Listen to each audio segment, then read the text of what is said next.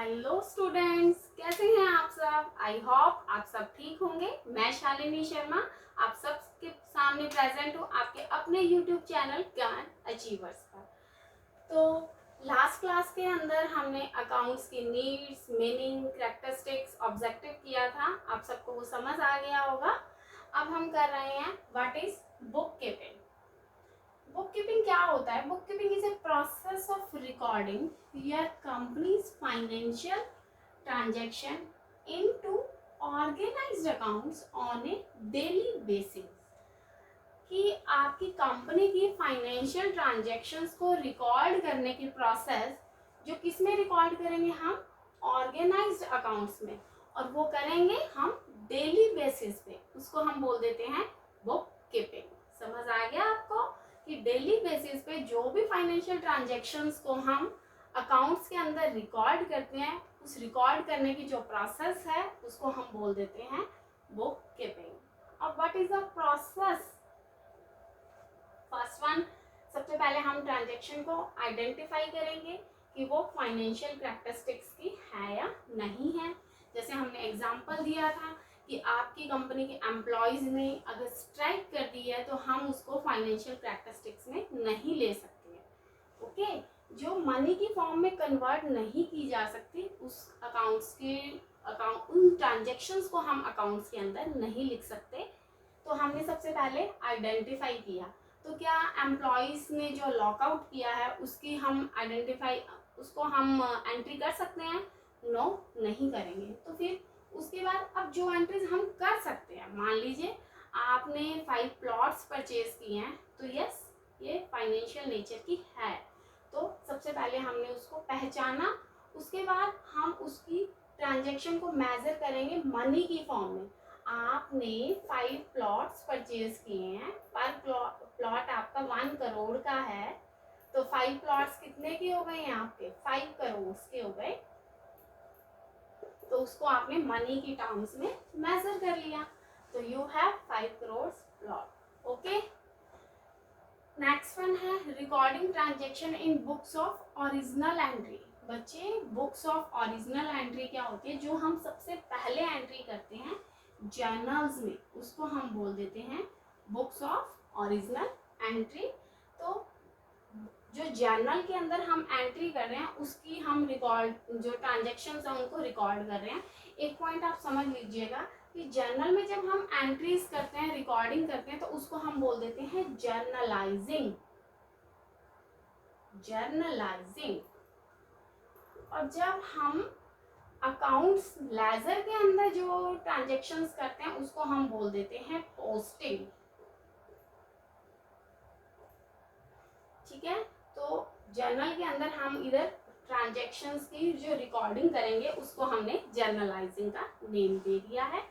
अब जर्नल में हो गई, उसके बाद हम इनकी लेजर्स के अंदर पोस्टिंग करेंगे ट्रांजेक्शन को। तो एक तरह से प्रोसेस किसका है? जो हमने अभी पहले किया था लास्ट क्लास के अंदर अकाउंट्स का, वही सेम प्रोसेस चल रहा है।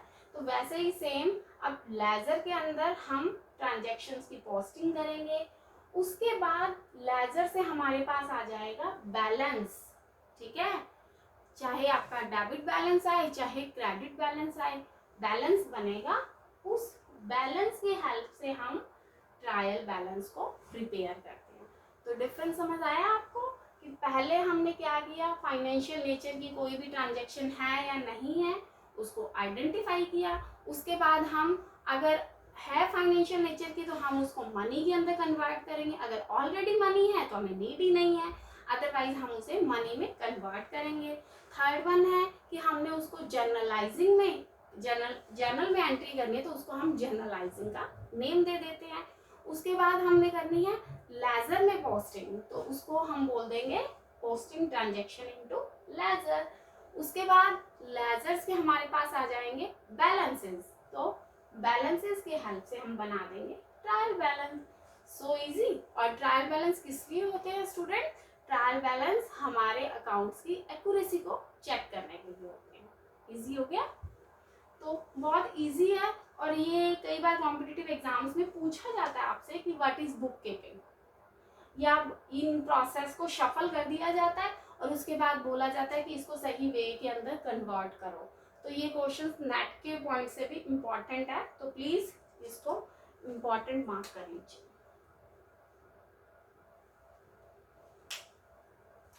आ गई आपको समझ? अब हम करेंगे difference between book keeping and accounts.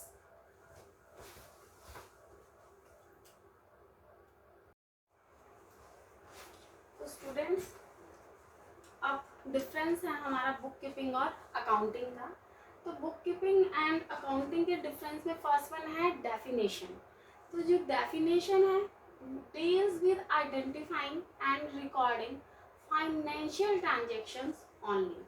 ये सिर्फ आइडेंटिफाई करता है और ट्रांजेक्शंस को सिर्फ रिकॉर्डिंग का वर्क करता है, जो अभी हमने रिवाइज किया कि जर्नल में हम एंट्री कर देंगे और नेक्स्ट वन लेजर्स के अंदर एंट्री हो जाएगी। तो ये सिर्फ आपका आइडेंटिफाइंग और रिकॉर्डिंग करता है, जबकि अकाउंटिंग, ये अकाउंटिंग है और this is book keeping. Okay बच्चे,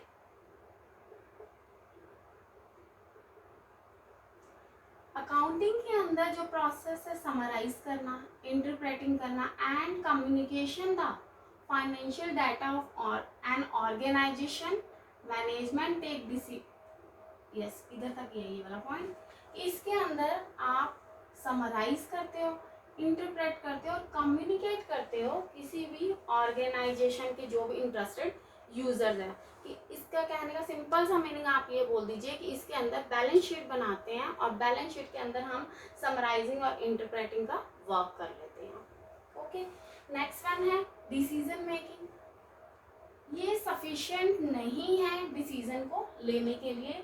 data from it is not sufficient for decision making, क्योंकि इसके अंदर हमने क्या करना है, सिर्फ ट्रायल बैलेंस तक का वर्क करना है। ट्रायल बैलेंस तक तो हमें सिर्फ एक्यूरेसी का पता चलता है ना।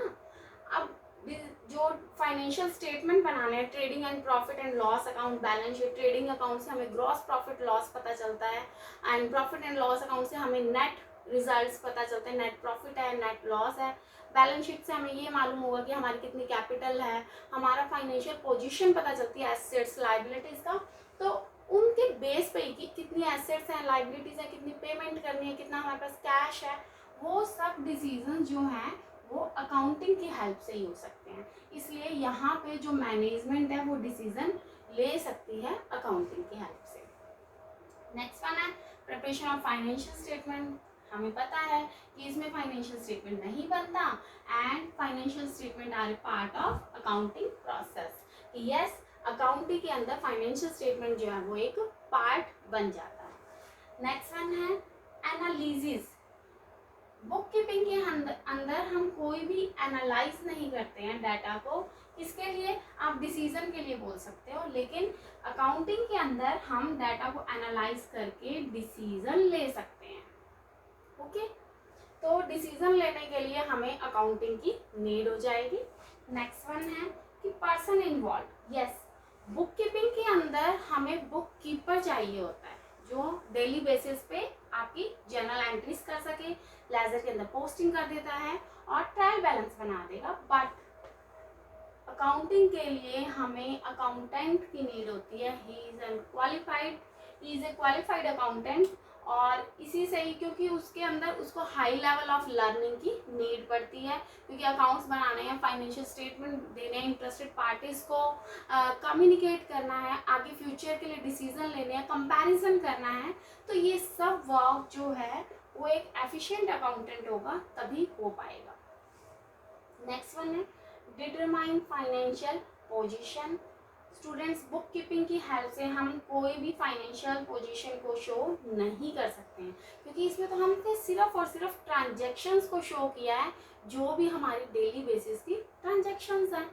बट अकाउंट्स के अंदर हम क्लियर पिक्चर दिखाते हैं अपनी फाइनेंशियल पोजीशन की, कि कितना एसेट्स हैं, लाइबिलिटीज हैं, हमारे डेटर्स कितने हैं, क्रेडिटर्स कितने हैं, शेयर कैपिटल, डिबेंचर्स, ठीक है, कि एसेट्स के अंदर मान लीजिए आपकी करंट एसेट्स कितनी है, फिक्स एसेट्स कितनी है। तो ये सब डिसीजन, इनकी हेल्प से ही हम बिजनेस की फाइनेंशियल पोजीशन को चेक कर सकते हैं, ठीक है, क्योंकि इंटरेस्टेड पार्टीज या फाइनेंशियल इंस्टीट्यूशंस ने आपको लोन प्रोवाइड करवाना है, तो वो आपका ये तो देखेंगे कि आपके पास कितना लिक्विड है, ओके, हार्ड कैश कितना है आपके पास, आप दे उसका जो इंटरेस्ट पे कर पाओगे या नहीं पे कर पाओगे, ठीक है। तो वो चीज़ों के लिए हमें अकाउंटिंग की नीड होती है। नेक्स्ट वन है level of learning. Book keeping के अंदर हमें हाई लेवल लर्निंग की नीड नहीं होती है, no high level learning requirement, but accounts के अंदर हमें हाई लेवल लर्निंग की नीड होती है, क्योंकि हमने इसको अंडरस्टैंड करना होता है और बाद में इसको एनालाइज भी करना होता है पूरी की पूरी अकाउंटिंग को। तो इसके लिए हमें इसके अंदर बुक कीपिंग में इतनी हाई लेवल लर्निंग की नीड नहीं होती, जबकि अकाउंट्स के अंदर हमें हाई लेवल ऑफ लर्निंग की नीड होती है। क्लियर हो गया आपको ये पॉइंट? हमने पहले किया है बुक कीपिंग, उसका मीनिंग क्या है, प्रोसेस क्या है, और आपको पूरे के पूरे डीपली अंडरस्टैंडिंग लेवल के लिए मैंने आपको बुक कीपिंग और अकाउंट्स का डिफरेंस समझा दिया, क्योंकि आप स्टूडेंट्स कंफ्यूज हो जाते हो कि बुक कीपिंग में भी तो यही सेम एक्टिविटीज़ होती है और अकाउंटिंग में भी सेम एक्टिविटीज़ होती हैं, तो डिफरेंस क्या है। तो मैंने आपको ये 7 पॉइंट से क्लियर कर दिया है कि बुक कीपिंग और अकाउंट्स के बीच में क्या डिफरेंस है। आई होप आपको समझ आया होगा। आप ये क्लास रिवाइज कीजिए, मैं आपको नेक्स्ट क्लास के साथ मिलती हूँ, and please like, subscribe and share my channel. Thank you so much, have a nice day.